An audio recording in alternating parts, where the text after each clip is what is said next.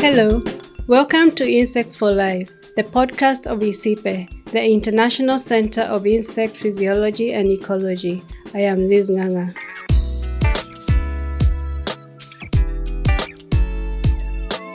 The More Young Entrepreneurs in Silk and Honey, MOYESH project is a partnership by ICIPE and MasterCard Foundation that aims to enable 100,000 unemployed young men and women in Ethiopia secure dignified and fulfilling jobs along honey and silk value chains. In this podcast, we hear about ICIPE's disruptive approach to the set of complex issues involved in achieving these goals.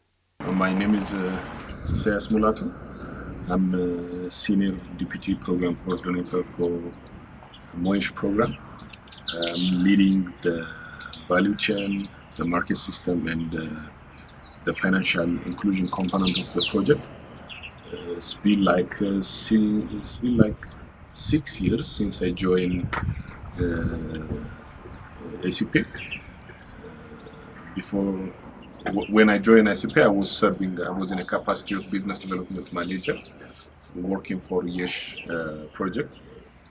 I'm leading the financial inclusion component, the market linkage component, and the capacity building component of it, majorly on the life skill and the entrepreneurship.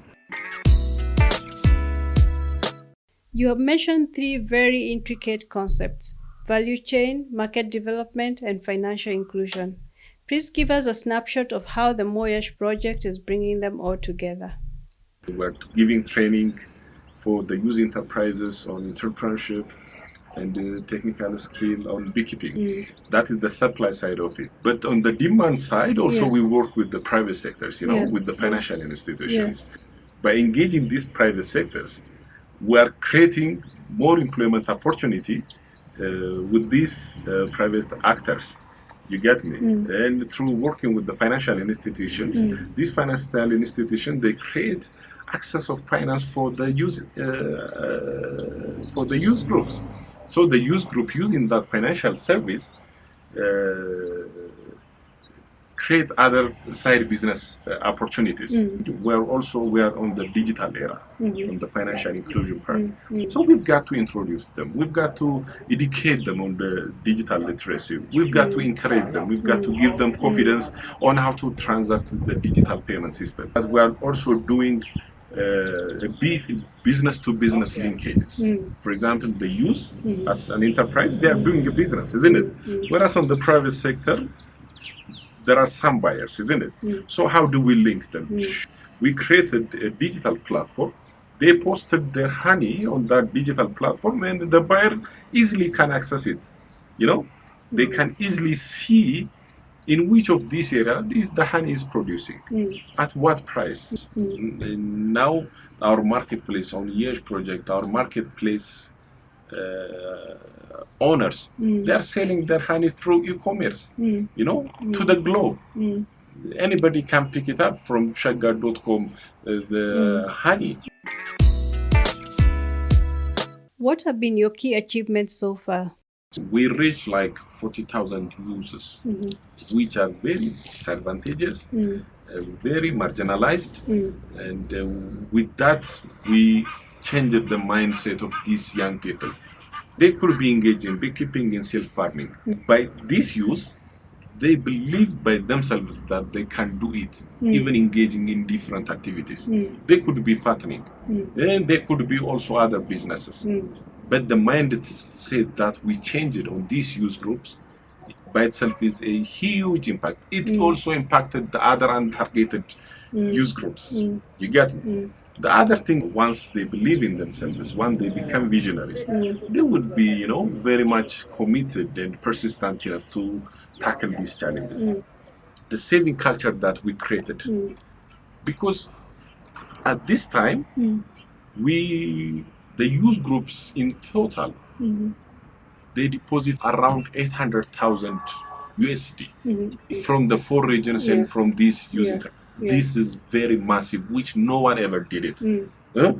Because of the culture that we created, because of the financial literacy component that we provided. They know that this money is for them. One day we created the culture, Secondly, it's because of their saving that they are getting loan from the financial institution. But the private sector that we created to engage in outgrower scheme on contract farming is amazing. And we engage with 4 private sector actors. These are the things. And the B2B platform that I told you that we are working with via financial technology. When initially started the SMS platform that we created, to easily reach whenever there are trainings. It could be difficult. That could also serve as a market information service. What are your priorities moving forward? On the MOYESH program, if we really want to make a change, we've got to follow 3 things, isn't it? One, we've got to disrupt. We need to find the ways which we've got to think differently. And second, we've got to think of a scale, And unless we think of a scale which can be replicated easily for other youth enterprises that are not part of our target groups, our project will only focus on a small group of them. That project may phase out. So we've got to think of a scale. The other thing is also the system thinking, because when we intervene or when we support that financial institutions, it's not only serving our target groups. It serves the community, it serves the farmers, it serves the women, So we've got to think in a systematic way, which we can think of in a bigger scale. There are a lot of financial products are coming because having a loan is very difficult, isn't it? In our context, at least in Ethiopian context, having a loan by itself is difficult. Let alone the loan, having a loan product by itself is even more difficult. So we've got to create set type of products. These are the ones that are working with the financial institutions for input supply, for value addition. So we've got to make these financial products work. The other interesting point that we're working is, besides the private sector, we are also planning to construct marketplaces. We already identified those places.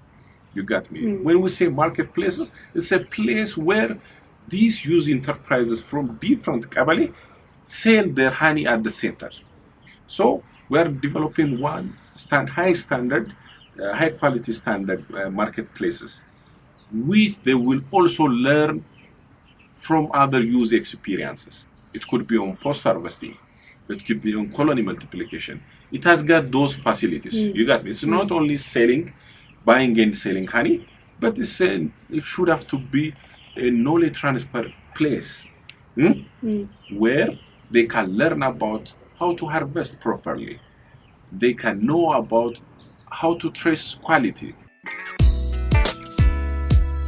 What drives you? When you get up in the morning, what propels you to keep going? So it's not an option for us to create employment opportunity. It's a must. We've got to reduce, we've got to tackle this unemployment challenge. That's why it's not only the 100,000 that we are doing may not be big enough to do that, but it would be a learning for others to replicate the program.